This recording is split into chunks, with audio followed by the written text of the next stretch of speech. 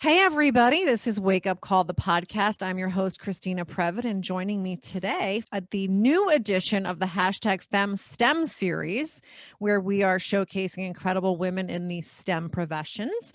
We have Nilo Rahmani, who is a software engineer, and she is going to talk to us about what exactly that is and how she has ended up doing that. Thank you, Nilo, for being here today. Thank you for having me, Christina. I'm super excited to chat with you.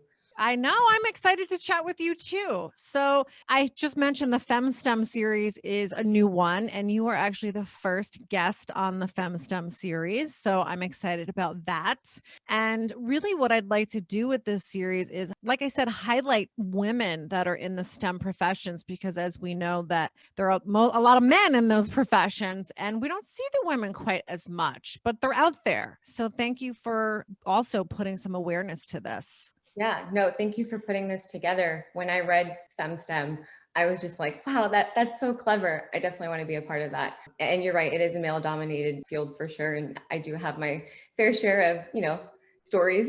So Good. Yeah, I can't wait to get into that. yeah. So, for people that are listening, can you just kind of explain what is a software engineer? Yeah, definitely. It's so hard to put like just a blanket term over what it is that we do. There are so many different concentrated areas within software, but I would say the easiest way to explain it is basically you being the person who tells the computer what to do. That's as simple as that. There's so many different ways to explain it. So just bringing it down to like programming or back-end engineering or web development, it's not one of those things. It's you basically as a person designing and engineering with a computer to, build a product or a service. So Now, is it the same as coding? yeah, so coding is definitely a big part of it. There's a lot of portions of the whole engineering world that don't always involve coding. But yeah, coding is definitely the bulk of it, I would say. So, how did you develop an interest in that? I would say the first and foremost, most important thing is having that role model in your life. I do come from a family of engineers. I have an older sister who is an engineer. And so just growing up, she was well into her career when I was still very young. So I got to see that. It was so inspiring to me to see, a woman kind of take charge and be a leader in a field. And I was like, well, I really love math and science. I remember going into school and just loving math. Like I wanted to take the hardest math courses that I could possibly find. I became competitive with myself when it came to math. So as a young kid, I just knew I wanted to work with computers and robots, hardware. I think I actually built my first robot when I was 7 years old. It was out of Legos. My parents sent me to this little camp in the summer. And I remember thinking like, this is my idea of fun, more so than just like playing outside. I wanted to do cool things and be what some people, I guess, would call nerdy. And then from then on, I always just felt like I thrived really well when it came to math. Like I took, I think, calculus 2 in high school. I ended up wanting more of a challenge. So I left high school around 16 years old, started college and just threw myself into, all of the technology courses I could find. And I finally came across something that I felt like would cover everything I wanted to do, which was electrical engineering. So that's what I studied for my undergrad. And what I loved about it is you're still doing the computer programming aspect of it. You're still learning a lot of coding, but you also get to see like the fruit of your labor because you're coding and then you get to see a robot move and you get to, put circuit boards together and figure out what's behind all these machines that we're using. So that's pretty much why I've stayed in this path and I love it. I love how you say you get to, because it's like indicates that it's something exciting for you. And I think when I was a kid, I don't know why, but I was sort of afraid of math and science. And I don't want this to turn into a whole like, my psychotherapy session, but something that strikes me about you is your parents really encouraged you to pursue that. They didn't just, say, oh, but just play with your Legos, or, here's a doll, go play with that. Can you talk about that more? Like, what was the environment really like when you were a kid? Yeah, so my parents hailed from Afghanistan in the early 80s. And so culturally, there is a lot of sort of prevalence around education. So that was just something that was embedded into us. I have come from a family of 6 kids. So that was just something that was like embedded into us as children. And that was kind of like how you sort of almost made your parents proud, right? For us, they were pretty extreme. Like, B's didn't cut it. You had to get A's. And I feel like because that was the bar, I just never accepted anything less. And of course, there were times where it was really difficult and a lot of pressure. I won't lie, but academics just became what I revolved my life around. And not just because of the pride aspect of it. Just I loved learning. I loved being in the field. Like you called it. When I say get to, I actually think sometimes I'm like, I can't believe I get paid to do this stuff. Like it's so much fun. So yeah, I would say my parents played a huge role into it because to this day, they always encourage me to go above and beyond. They have never made me feel like I need to play a certain role because I'm a girl. They literally help push me to go above and beyond. And so, having that backing at home where I had my siblings, teaching me everything before I went into kindergarten, after school and in the summers, I was encouraged to continue to learn more. So I think, a lot of it does start at home. Like when you have someone enabling you to go for a certain passion that you have, I think that definitely helps a lot. So It absolutely does. It makes such a huge difference. And I was going to ask you who your role models were, but I think you already kind of answered that question. for sure. So, yeah, I love that. Were you born in Afghanistan or were you born in the US? I was born in the US. So not to go too much in family history, my father actually came and studied here as a foreign exchange student when he was 14. So he went to high school in Nebraska, I think, or maybe it was Wisconsin. I know he went to school in Nebraska and Wisconsin. Then he went to an American university overseas. So he basically studied his whole life. He studied agriculture and botany, went back to home to work, married my mom, and then, the corruption of the country, obviously, at that point, it was the Soviet invasion that led them to literally take everything that was on their backs and walk to a different country. So they walked to what eventually took, I guess, a month maybe of them walking through all these weird areas to avoid Soviets and other communists finding them. So they essentially went through all these different back alley areas with two children, my older siblings, on their backs and started over. So they literally went to a refugee camp and started from scratch. So one of the things about I would say the reason why I'm explaining that is because I feel like in order to understand why I'm so resilient no matter what comes into my way or why I push myself out of my comfort level, I always remember that, wow, these two people dropped everything for me and brought me here and continue to enable me, put everything that they ever dreamed of aside. And so when you sort of kind of think about that, it really does kind of keep you going. You don't take anything for granted, for sure. Yeah, I was going to say that's what's striking to me about what you just said is a real sense of gratitude, not a sense of entitlement, a sense of real gratitude. Definitely. I love that. I feel like I should have your parents come on, but that's another conversation.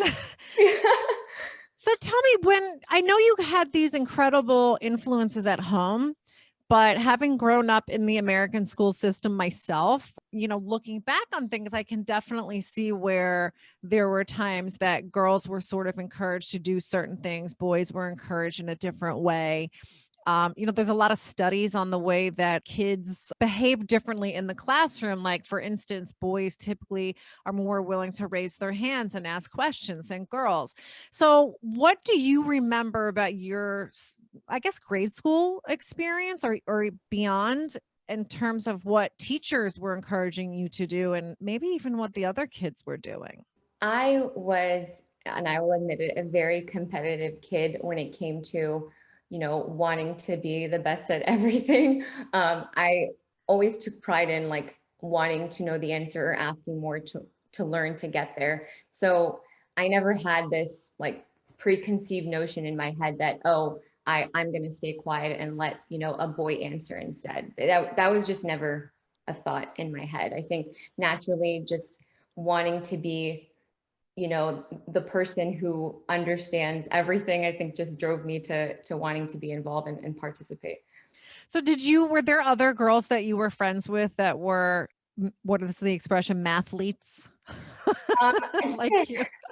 yeah, I think I had one or two close friends. I would be lying if I said that I enjoyed grade school. It was a very difficult time. I was not perceived as one of the cool kids at all. I have my full name is Nilo. So My name was different. I looked very different according to, some other kids' standards. So, and of course, I didn't like to do what everyone else did. I wanted to, just be involved in the nerdy stuff.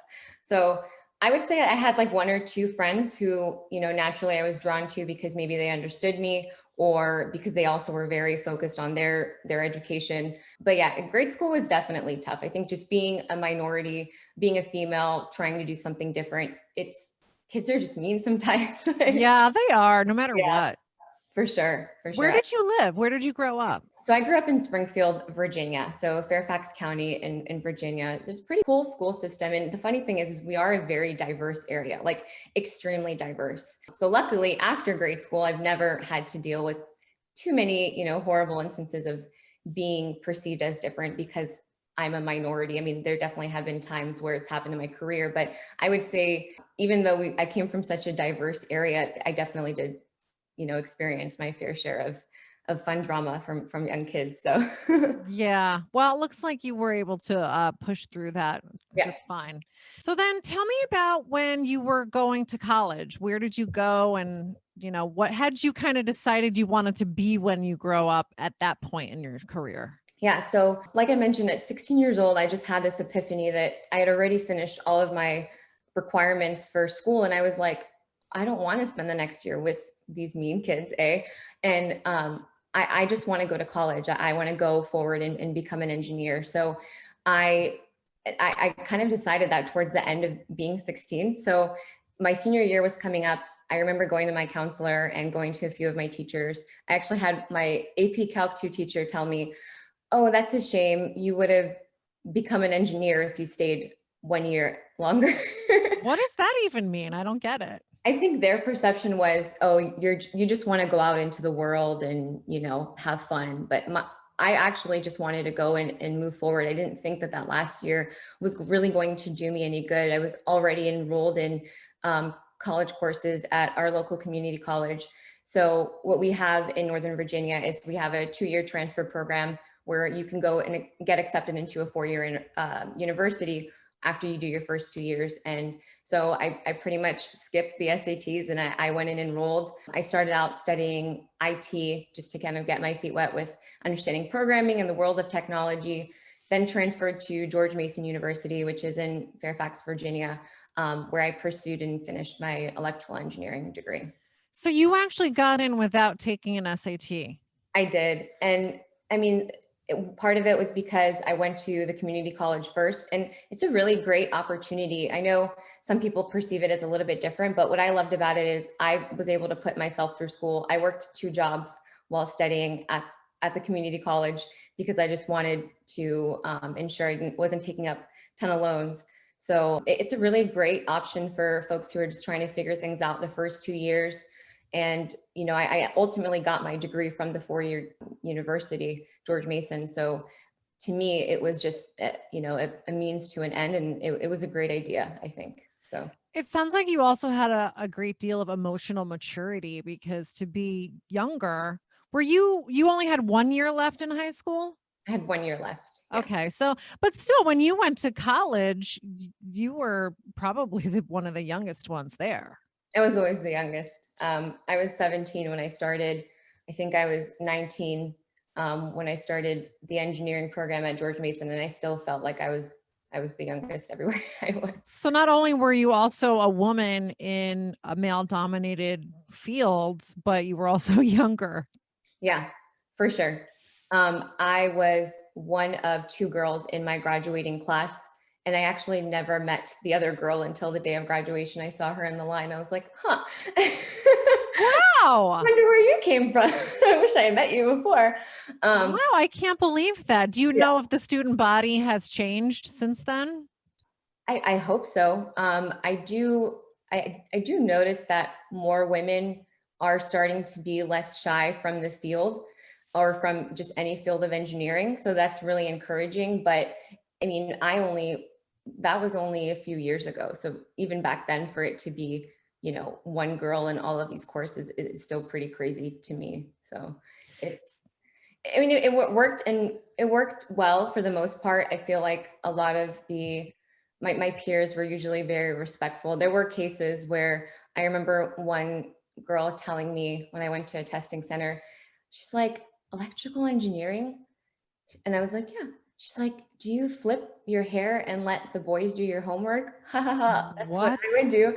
I was like, I was just like, so I couldn't even come up with a witty response because I was just like, oh my God, I need to correct her. I was like, no, no, absolutely not. If anything, there are people who come to me for help and with questions.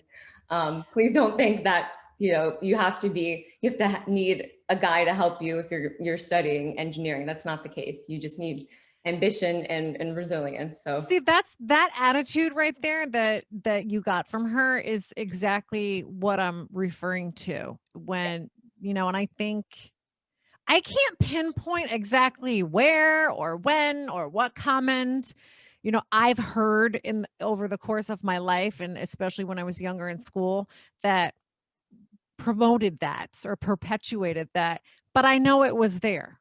I yeah. know that there was just this general attitude that, boys were going to become engineers and, they were going to take things apart and put them back together and and do things like that. And women, I don't know what the women were going to do exactly, but Mhm. the men were doing those things.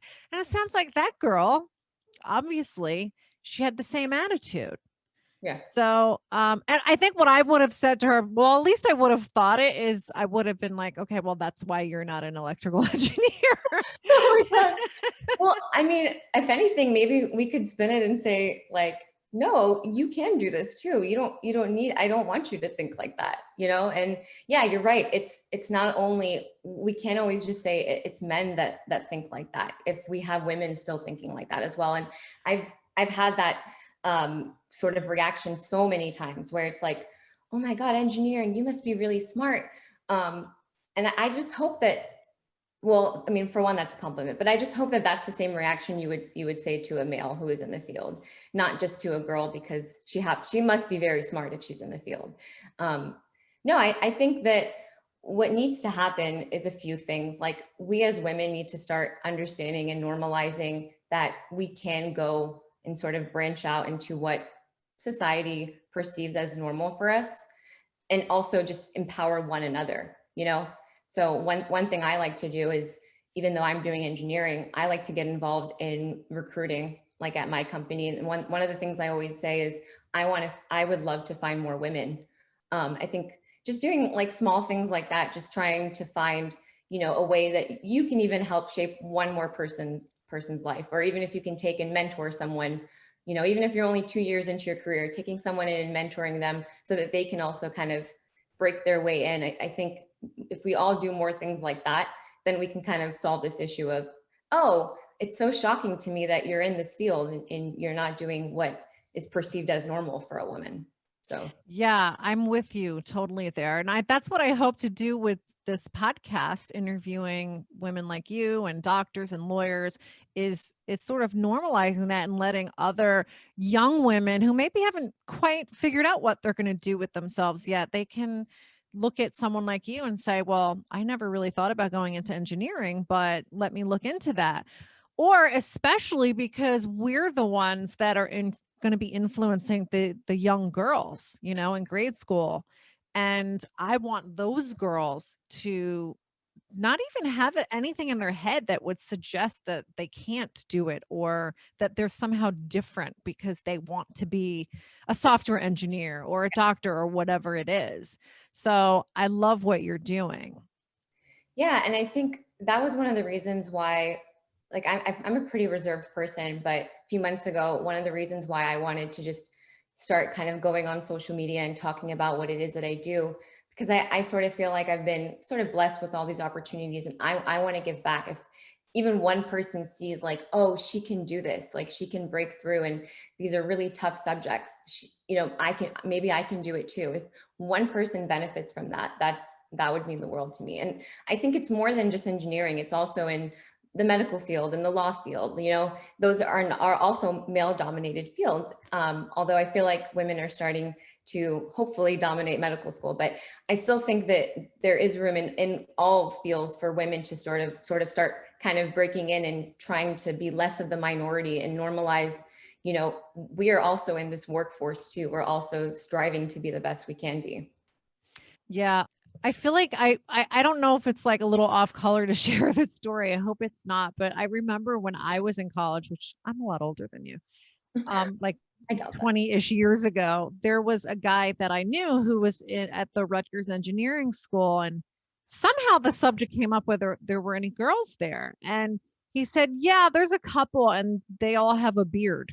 So that was, and it seemed funny at the time, but but again, the implication there was, that they were somehow, substandard or inferior to him. Yeah. But that was sort of the attitude. And, Yeah. I'd kind of love to maybe spend a little time on a college campus now and kind of see what the attitudes are by the students there. If there's still that sort of attitude that, oh, there's no girls in the engineering school. Oh yeah, that is there. Oh my God, the amount of Right. times I would like pass by people's laptops in school and see like no hot girls in engineering, like those memes that they would post everywhere and basically say like, oh, this is the worst major to be in because there's no girls. So yeah, those are definitely still there. I think that, yeah, I mean, that story in itself is a testament to the fact that people perceive a group of people of having to look or be a certain way. Yeah. So then tell me what your college experience was like. Were you were still the only girl? Well, you said you graduated and there was only one other girl in the engineering program, right? Yeah. Maybe she had like, you know, just attended the ceremony after already finishing. I never really ran into her very much, but my college experience was overall a very positive one. Definitely the most challenging time of my life has been when I'm studying, both for like my bachelor's and master's. There, as much as I take so much pride in finishing those degrees, I would be remiss if I didn't mention that it wasn't easy for me. There are times where I felt like I was failing.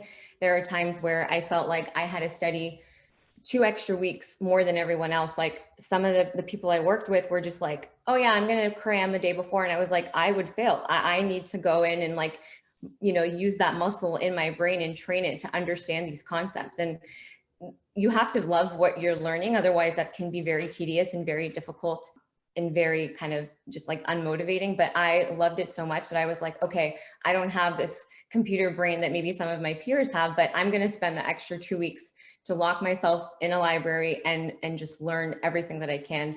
I was definitely the girl that showed up in her pajamas to like my labs and classes. Like I was just, my head was down. All I wanted was from college, all I wanted was that degree. I didn't really develop like a huge like circle. I know a lot of people find themselves and go and join clubs.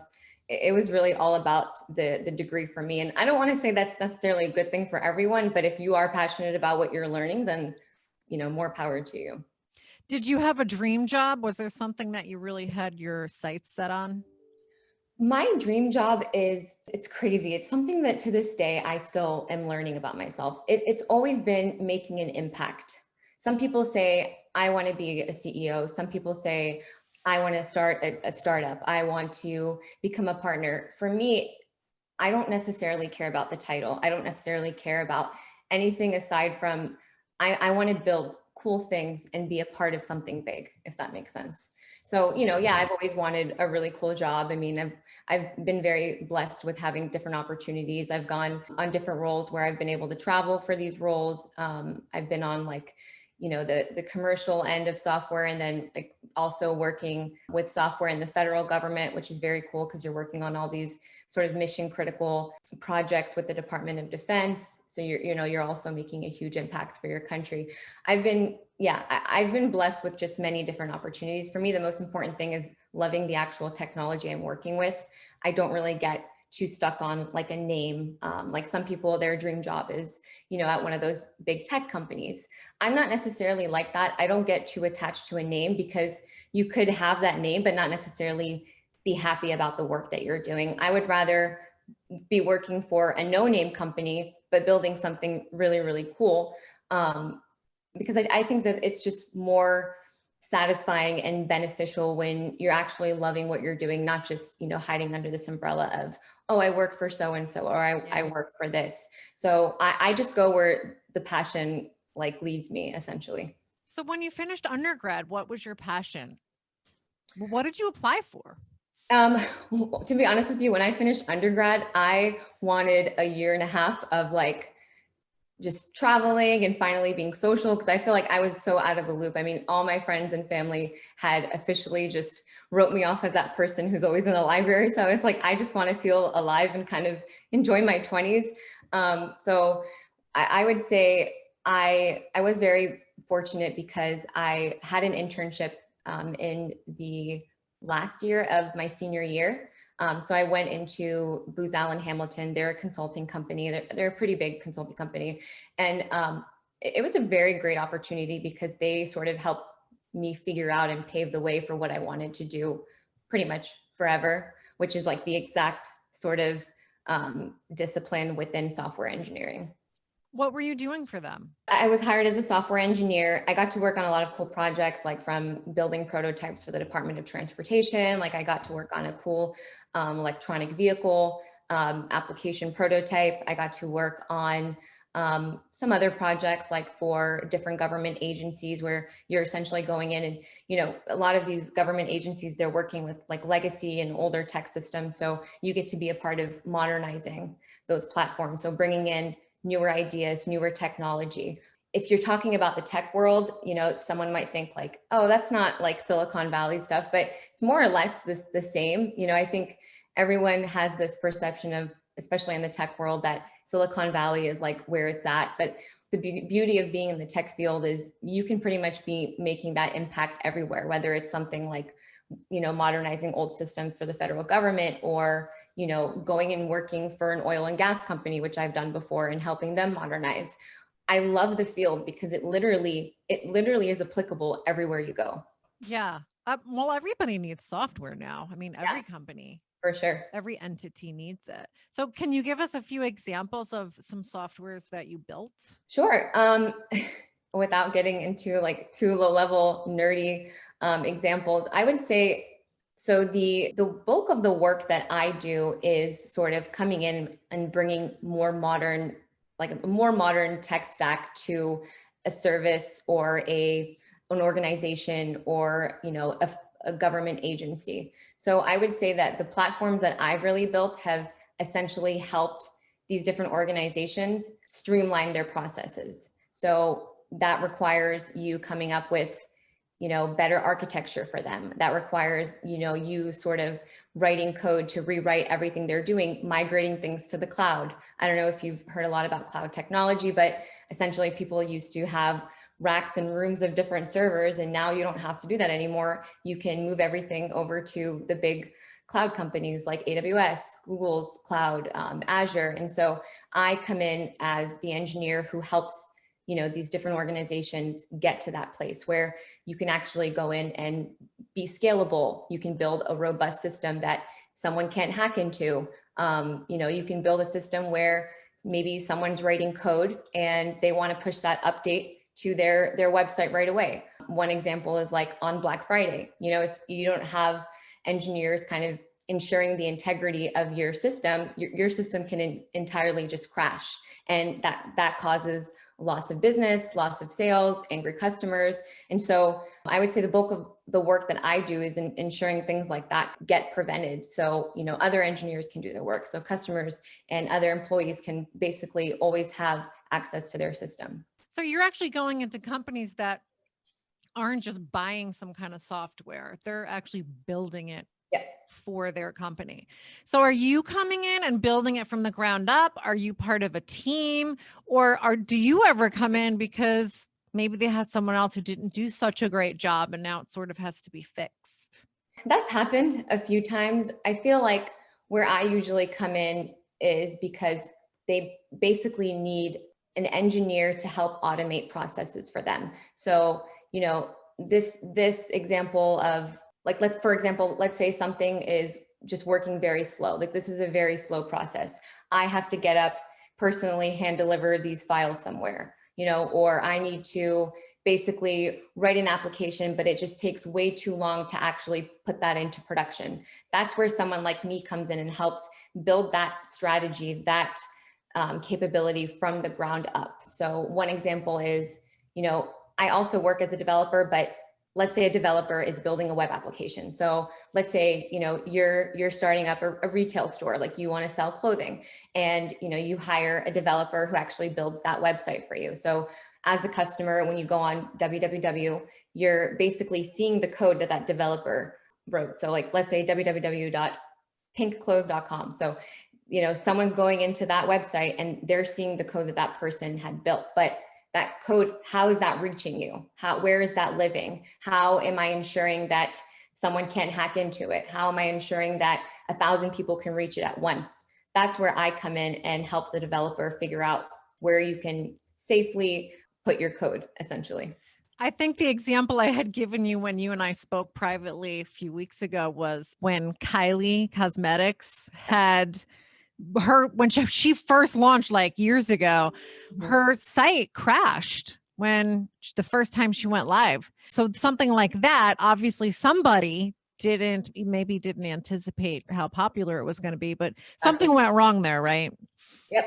And that's exactly the example and the epitome of loss of sales, like frustrated company, frustrated employees, frustrated customers. So it is a very, very important and impactful place to be, because you are also at the forefront of ensuring that the rest of the organization can run smoothly. So, I've worked on things like database migrations, and that's people's information. I've worked on, migrating applications that were already built by other people onto different platforms. And so there's a lot at stake, and you really have to ensure that you're continuously educating yourself to make sure you understand the system as a whole. So I'm not someone who just needs to learn one coding language. I'm someone who I need to understand multiple coding languages. I need to understand multiple different databases, different types of software, and then like the cybersecurity aspect of it. And that's why I think I love the sort of software engineering that I do, because I get to be learning about everything. And I think I mentioned as a child, I just wanted to know a lot of things. So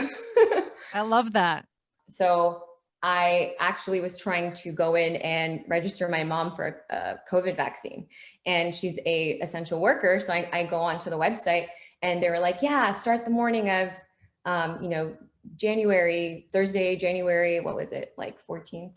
Yeah. So Yeah. they basically gave me the registration link, and I went and signed up. I tried to sign up, and it says, due to high volumes of traffic, we are currently down. And so there are people who can't get their COVID vaccines because of technology. Like, it literally affects everything. And I remember thinking, like, I would never let that happen if they hired me. So were you thinking, I mean, you don't have to get into the weeds, but were you thinking all they really needed to do was X, Y, and Z, and this wouldn't have happened?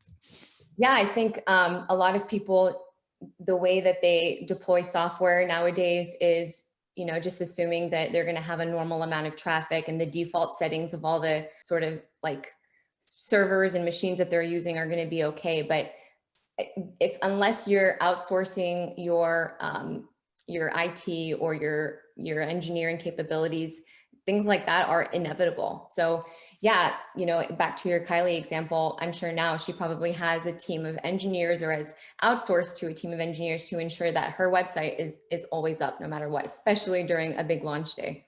Yeah, I don't think I've heard of that happening since then. It definitely happens on like various different websites. I've noticed, like, people who are selling things that have nothing to do with technology, they're just trying to, get things on a website. They don't think that it's going to crash, but it definitely still happens. So you said that you're a site reliability engineer.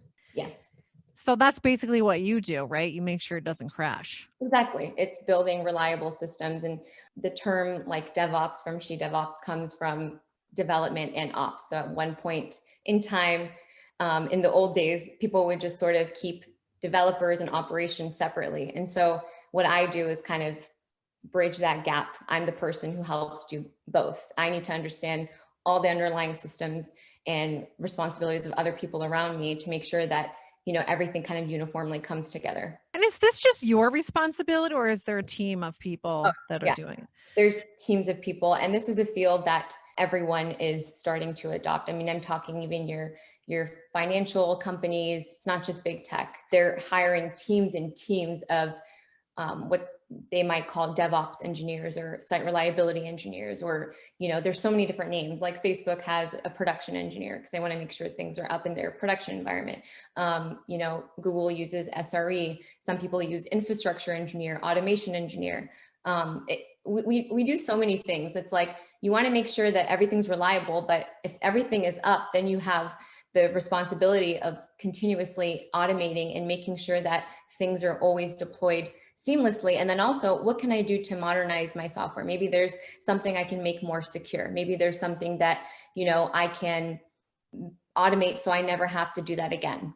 So an example is like, if you need to automate the security scanning of a few servers, then you don't need to go and do that manually. You can just write some code and have a system or what we call a pipeline do that for you. So you went back to school to get your master's. I did. And why did you do that?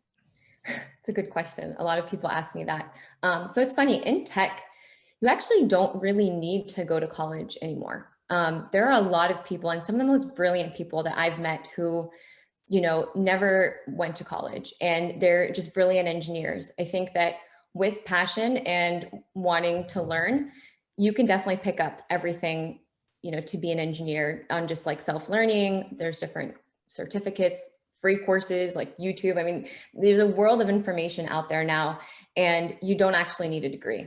The reason why I continued down the path of education is because, again, I want to be a part of something big. I don't necessarily like just doing my work and clocking out at 5. Like because my passion and my career are sort of like married, it's my goal is to continuously love what I do. And so I need to understand more than just the one tool that I'm working with or the one language. So I did electrical engineering, and there were still some things that on the computer science side that I didn't get a ton of exposure to. So I wanted to kind of be a computer science expert. So I went back for my master's in computer science, and that helped me also understand like those crazy algorithms people talk about, machine learning, artificial intelligence, the fun subjects that you always see on the news, that are actually being used every single day, but just kind of understanding in more depth what each of those, what the math is behind them, what the theory is, so that you can take that and apply it to your career or,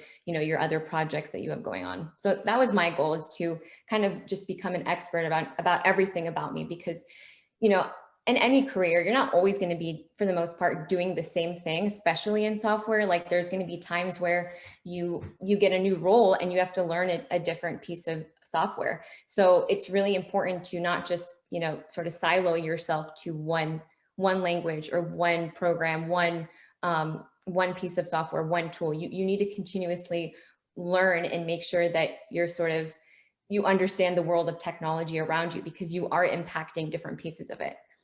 It seems like it's changing all the time too. It's always changing. It can be very sort of almost stressful if you're not careful about like kind of mitigating how much pressure you put on yourself. So if you're the kind of person who is super high functioning and you're an active learner, you can put a lot of pressure on yourself, because you'll hear about a tool and you're like, oh, I need to go master that. But then you're also trying to master the 5 other tools you're working with. So it is constantly evolving. I mean, the world of software, if you look at like Silicon Valley, everyone is just continuously building these brand new ideas, concepts, these new technologies, and just trying to understand what else is out there is like an everyday job. Where do you live now? Are you in California? No, I am in Fairfax, Virginia. So in the Washington, D.C. area. Okay, so you went home. I'm home. Or yes. stayed home. I did. Do you have any plans to get a PhD? No. Wow, that was a quick no. No. I remember my family was teasing me. They're like, on my graduation day, PhD. I'm like, no, not happening. I think I've done what I needed to do to like understand the things that I want to understand. I think if you want to go for a PhD, you need to ask yourself, why are you doing this? Are you trying to be in a research environment? Are you, going for a specific job? For me, especially in software, I already feel like I didn't have to do my master's. That was just out of my like curiosity and yearning for more knowledge. No more, I'm done. What did you do when you took that year and a half off after undergrad and you said you wanted to travel? So I traveled. I have two sisters who were at the time also single girls, just working like me. And so I have a twin sister and then my older sister. We would just like randomly go different places. So we went all over Europe. We went to Japan.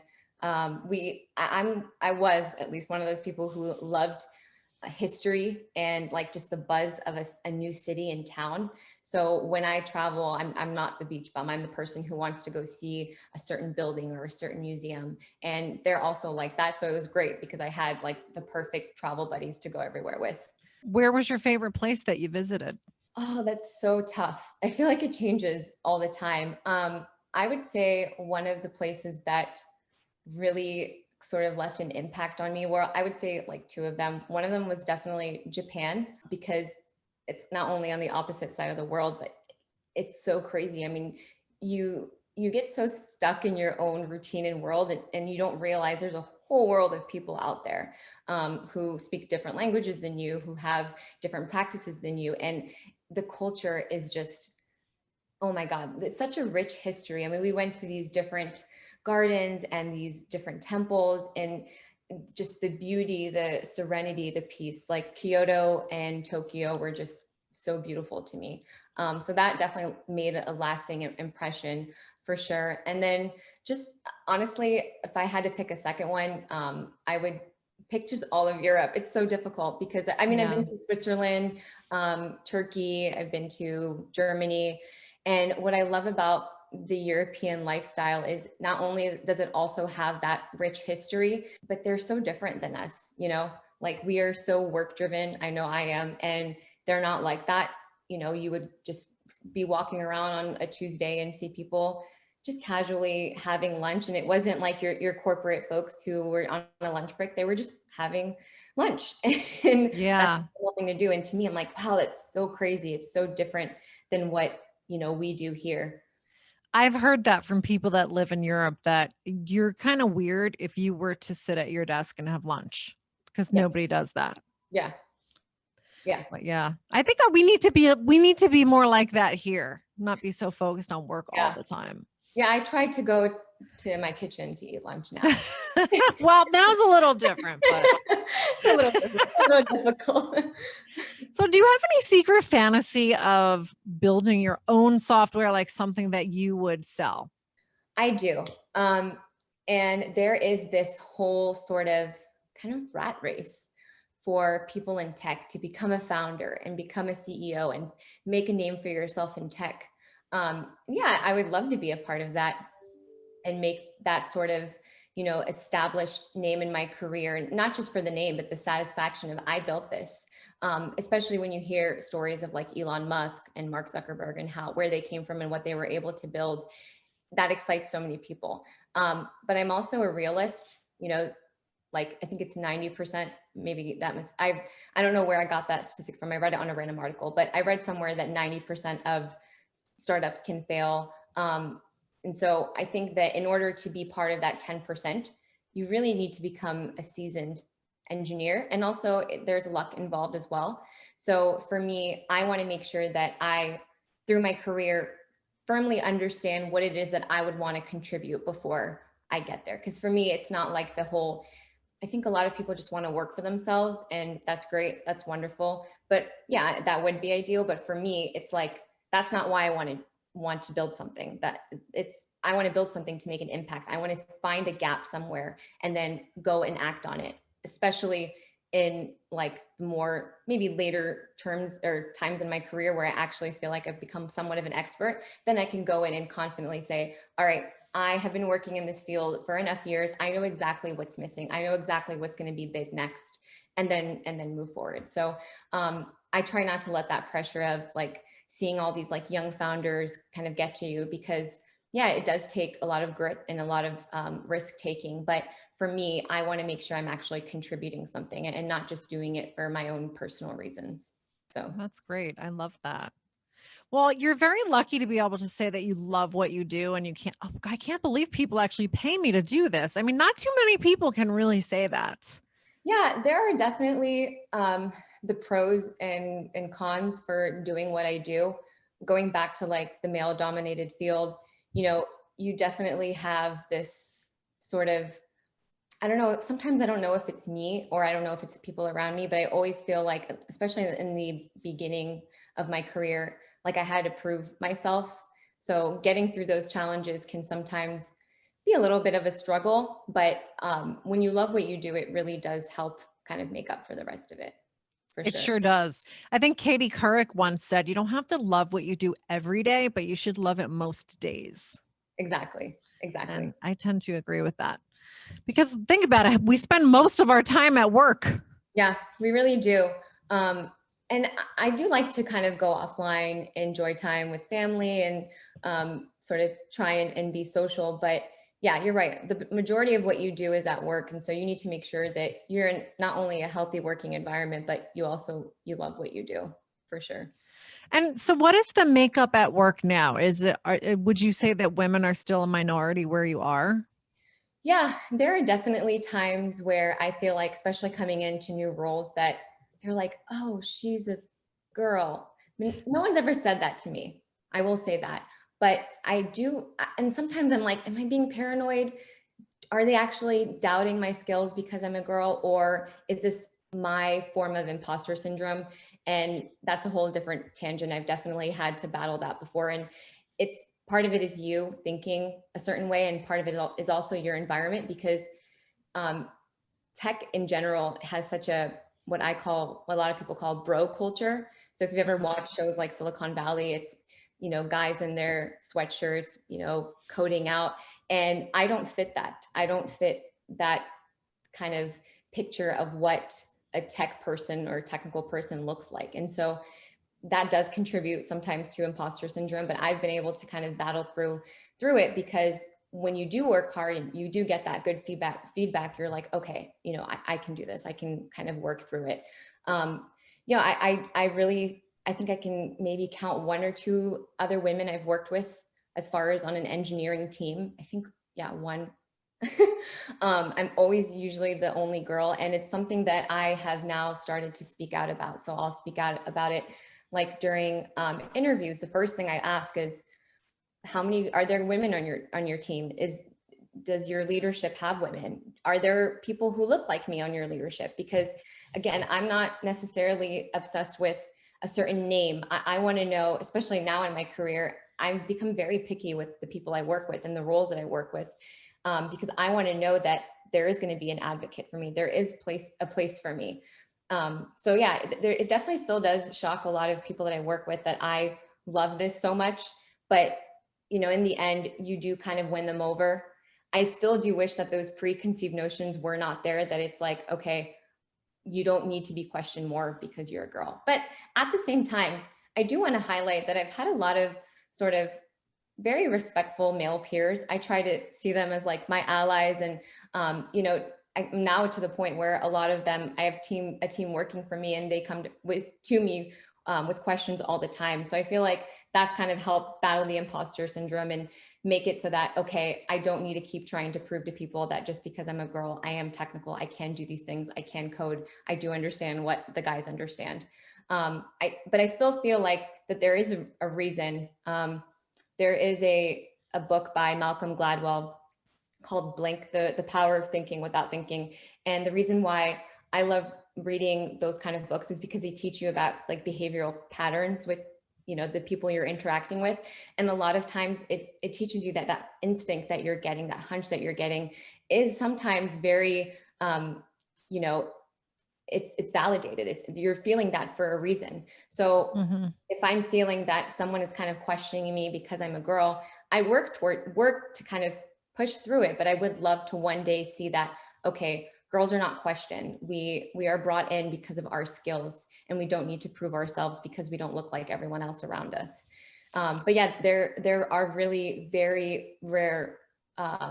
It's very rare that I ever see a woman on my team. I've had like female managers before, but as far as like female engineers, maybe it's because I work on the East Coast and not on the West Coast. I'm sure maybe they're probably a little bit better about it. But yeah, there is a very significant lack of diversity on on the engineering teams that I've worked with. Well, that's interesting. It begs the question, is it because there just aren't, like what we've talked about earlier, there just aren't a lot of women going into the STEM fields? Or is it, because there's some sort of systemic discrimination that's happening that maybe people aren't even fully aware of? I don't know the answer. I would say it's a combination.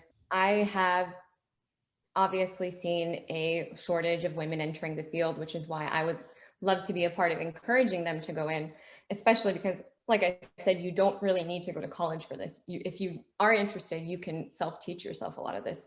But I will also say that, yeah, there is that systematic sort of perception that, no, I want to keep this like a bro sort of culture. And it isn't until someone points it out that people work on it.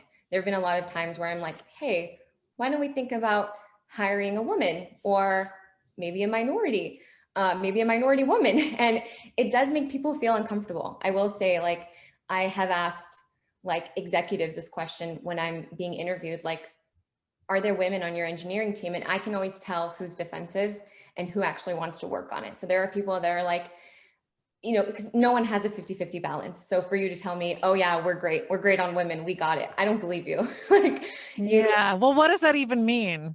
I mean, I've had, so one time I dealt with an interview experience where I asked that question, is there room for women at this company? And it was just because everybody that I met was literally like, they looked the exact same to me.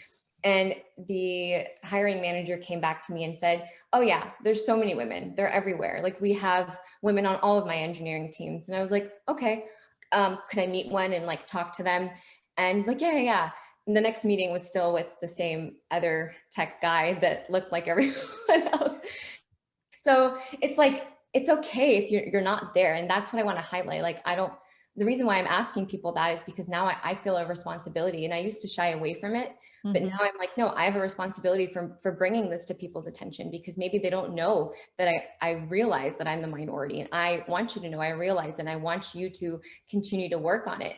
And a lot of times when people say things like, yeah, that's something that we're working on, we have a women in STEM organization or women workforce organization at our company, and we have meetings and we always talk about it. That to me is like, okay, you're doing your part, you're working towards it. But yeah, if that makes you defensive, I would say you're probably not approaching it rightly, right? But if it makes you uncomfortable, that's okay, because that's how you grow. So I think Yeah. it's something. That's a really bold question of you, though, to ask. I think some people might be afraid to ask a question like that on an interview. It is. I remember almost shaking the first time I asked. Yeah, because it's something that you have to start questioning if you want to make this better for other people. And the other thing I like to highlight is, okay, you may have women on your team, but are you promoting those women on your team? And that goes for every organization, not just tech companies. Are women written off because they might have a family, or they have a family? Are they getting the same promotions that their male peers are when they're working just as hard? And that's something that you always have to question, because you're allowed that question, I think. So yeah, after the first initial ask, which was really kind of intimidating for me because it was new territory, now I just ask without even thinking.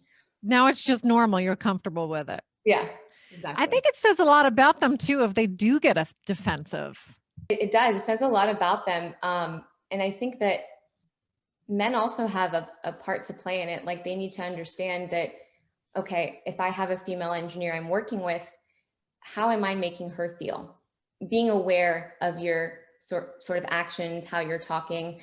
I remember in 1 month, I was called boss lady, and which I obviously have embraced. But Yes. and then Yes. in the same month, someone else was like asking me about my work experience, and they gave me feedback, and their perception of me was I was not assertive enough. So I was like, wow, in the same month, I've been coined boss girl, like boss lady, and then not assertive enough.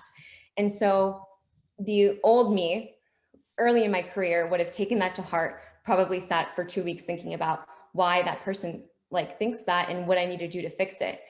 Now I question what actually makes people think a certain way, because I want to make sure that your feedback is validated before I accept that about myself. So when I was coined boss lady, two of my coworkers actually bought me a mug and a water jug that said boss lady on it. So to me, it was funny because they were clearly communicating to me that they were making fun of people who say that about women, and they were just proud of my confidence at work. But to be called not assertive enough was interesting to me because I went back, and this is a like C-suite executive of a really big company in Wall Street. And I went back and asked him like, so question for you, do you actually think that I'm not assertive enough because I'm not being bossy? And if I were bossy, what would you call me then?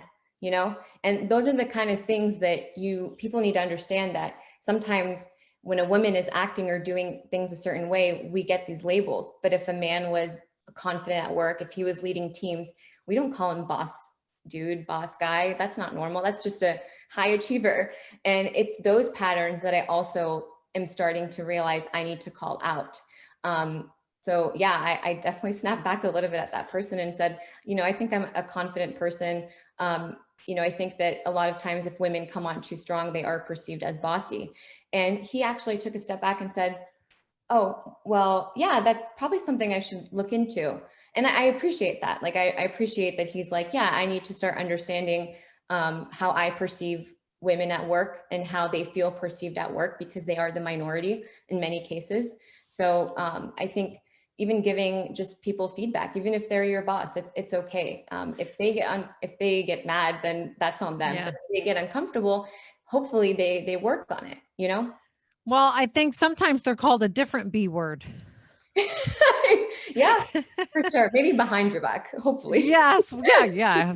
I hope so, because it would really be inappropriate to say it to your face. Yeah. But there's a mug or something that I've seen that I really like. It says, "I'm not bossy, I'm the boss." And I think it goes to sort of what you're saying, is that there are so many things that a woman can do in her career, especially if she is a boss, if she's a supervisor, that will be perceived very differently if a man were to do it. And I see this all the time because I own my own law firm and I own it with a male partner.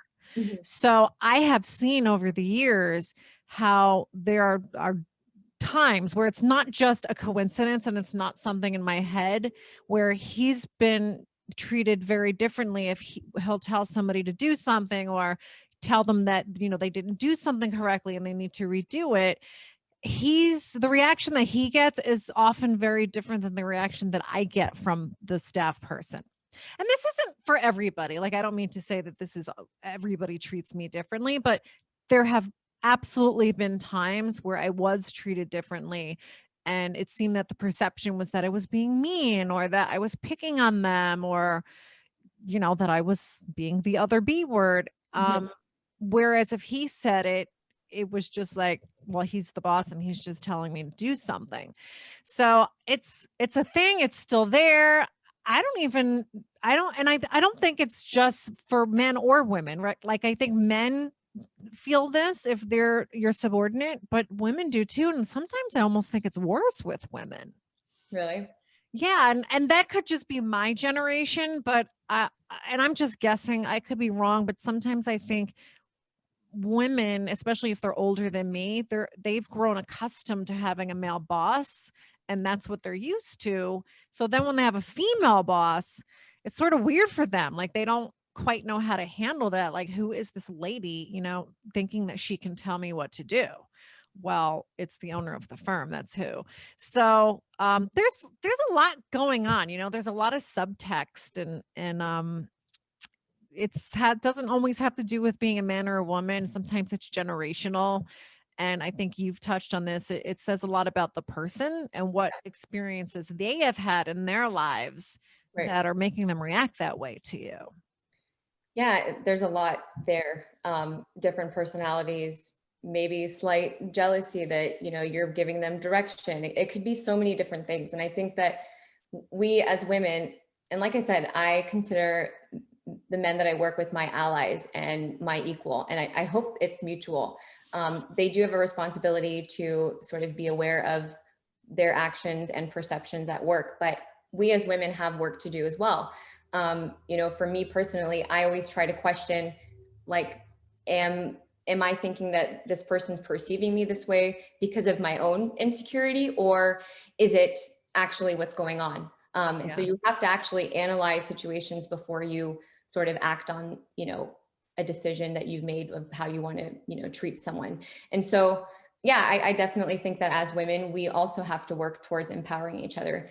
And that's why one of the things I always say is we can't say we just support women in tech or women in, our field. We actually have to do it, even if it's something super small, like referring a woman somewhere. And Mhm. she might be super smart and might, you might be concerned she might steal your thunder, but that's still something you need to do, because as women, if we want to get past some of these hurdles that we're facing at work, you need to come in and stop worrying about, certain interactions with the women. You need to see everyone as your ally, and not think, oh, I don't want to listen to her, or, like in your Yeah. case, what happened. So Yeah, well, at the end of the day, you and I, as individuals, we can, treat everybody with respect, try to be reflective on what we might be doing to contribute to a situation. And I've tried hard not to just always say, oh, they're treating me differently because I'm a woman. Sometimes they are, sometimes they're not. You're really never going to know. yeah, Um, but I use that as an opportunity to reflect on, well, how did I speak to them? What did I do? And really look critically. Was there could I have said something in a different way? Could I have said something in a way that maybe was abrasive, yeah, But at the same time, if I start overanalyzing every interaction, then I'm not effective anymore, and I have to focus on my work. So it is a tricky balance. yeah. Sometimes you have to go with your gut, but yeah, the fact that you're reflective and you also look at yourself to see if things could have been done differently or what may have contributed, that's huge. Not many people are like are like that. Most people don't want to reflect on their own actions. So I think if you are someone who can do that, taking that on is a good thing for sure. But you're Yeah. right. Sometimes you don't want to be worrying. I don't always want to worry about, like, is this person taking me seriously because I'm a girl? I just want to get the task done. You know? Yeah. Well, I wouldn't say that I spend a lot of time thinking about it. I think about it when something happens and I'm sort of taken aback, like, why did that unpleasant exchange just happen? Yeah. Or why did I feel like that person was being condescending to me? And then I'll think, well, naturally my mind might immediately go to, well, is he treating me differently because I'm a woman? Mhm. Um, you could go down the rabbit hole like Yeah. that. You really Um, can. Sometimes I do that where I'm like, is this person, not to open this can of worms, but is this person racist? Is this person sexist? Does this person just not like me because, my confidence is rubbing them the wrong way, which has definitely happened before. Yeah, if you focus on that all day, then it can be very tiring for sure. Yeah. You do you. Treat other people with respect, have a healthy awareness and self-awareness and reflect like to a healthy degree, whatever that is for you. And if people don't like it, F them. Yeah, exactly. Don't let people, like, literally, I know everyone says it, don't let people bring you down. Don't let one or two situations stop you from your goals. Use it to fuel your fire. Like, use that bad interaction to just get better. That's the best revenge, is getting better. So Yeah. I would say never to let it get the best of you. Well, I think you're definitely achieving that. And I applaud you. This was a really great conversation. I really enjoyed hearing your background and what you do, because I am not a femstem. So this is an area that is quite foreign to me. I love it. I love that you're branching out to all these different fields. I'm definitely excited to hear about other women in different fields, because I want to know, maybe I'll learn something from how they're handling, a situation in a different field. So I love what you're doing. I love that you're just getting women's stories, and from different fields aside from your own, like branching out of the law field and trying to understand what a girl in tech is doing, or what someone in medicine is doing. I think that's the kind of community we need to continue to bring awareness to and foster those relationships. Well, thank you for your support. Yeah, of course. I do want to end the interview with a question that I hope I gave you a heads up that I like to ask people is, you mentioned one already, but have there been any books that made a big impact on you? Yeah, so definitely Blink was one. A lot of people read some of those like motivational books where the person's like explaining their routine for being super successful, like wake up at 5 a.m. And those to me are like, they sound so motivating, like, oh, this person wakes up at 5 a.m. and they only eat this, but everyone is so different. It's not going to work. So I like to read more about like behavioral patterns, because I feel like to be successful, you do really have to understand your behavior and others in any field. It doesn't necessarily need to be like, in technology or even at work and in life that helps you just be an overall well-rounded, successful person. So I love reading about human like behavioral patterns and, how we perceive each other, why we act a certain way, because that was something I didn't get to study in college. So Blink is a really good one. When it comes to tech books, the Site Reliability Playbook, for anyone interested in getting into the SRE world, was a really great one. It's published by O'Reilly, and I read that early on in my career. It was actually recommended to me by the VP at the company at the time. He's like, I think you might find interest in this. I want you to order this and read it. And I just did it because it was a VP telling me what to do, but it really did. Like when I read it, I was like, wow, this is like all the other like text books I've been reading, or just books in general, are so cut and dry, and it made technology sound so fun and explain why you're doing things a certain way, what's the better way to do some of the everyday things that you do within software engineering, and bridging that gap between developing and sort of deploying your applications. And that book ultimately kind of solidified what path I wanted to go down, and I'm still there. So that's a really good read. It's actually a really short book, very easy to read if anyone wants to learn more about the SRE world. Well, I'll check it out. I'm not making any promises though. Yeah, I mean, honestly, it's honestly easy enough for like a non-technical person to read, because they just give you some of the history and where the tech world is going, what direction of like building teams. So it's really a great book for anyone. Well, thank you for the recommendation. Yeah. And for people that want to stalk you on Instagram like I did, and that's how I found you, you can find Nilo at SheDevOps. So SheDevops, and that's on Instagram. Check her out. She's got a nice combination of fun stuff to look at and some techie stuff to look at. So check her out. And thank you again for being the first guest on the FemSTEM series. Thank you for having me, Christina. Super excited to watch the rest of the series.